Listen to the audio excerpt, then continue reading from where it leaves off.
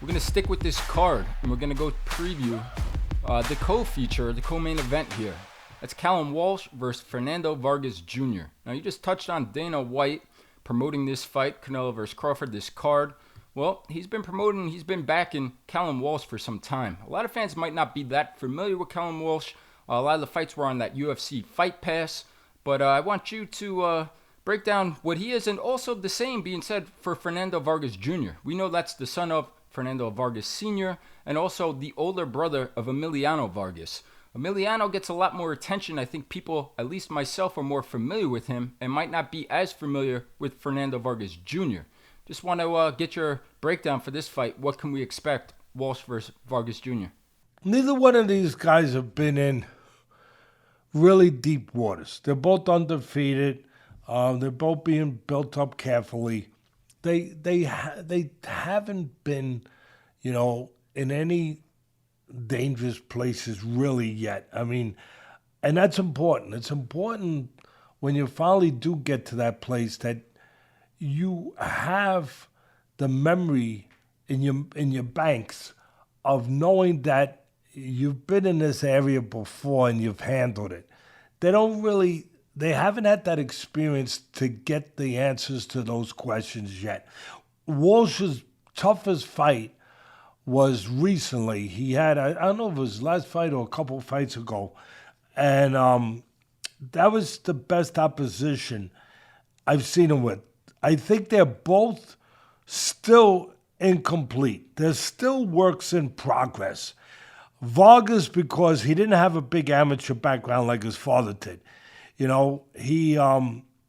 And he's dedicated himself to it, but he didn't have that big amateur background. Walsh has a better amateur background, and that's important. That's deeper. That pedigree, that experience is very important. So he's got a little edge there. Walsh is got good size, good length. He's got a good jab. He's got good hand speed. He's got better hand speed than Vargas. Neither one of them are the kind of punches, really pure punches that their records might suggest, because they've been put in there with carefully selected opponents. It's one thing knocking out guys that, are low level or lower level. It's another thing if can you do it with a higher level. It's a whole different thing. So just because you're doing it at that level and you're getting them on your record and they look good, doesn't mean that you truly are that puncher.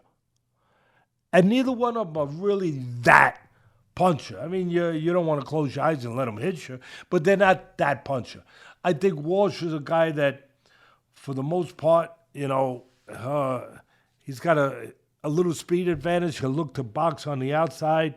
He'll engage you too, but he'll look to box on the outside. Vargas, I think, will probably have the pressure of having to get close to do his work and to be effective for himself. I'd probably give a slight edge to Walsh. It's an interesting matchup at this point in their careers. Both undefeated.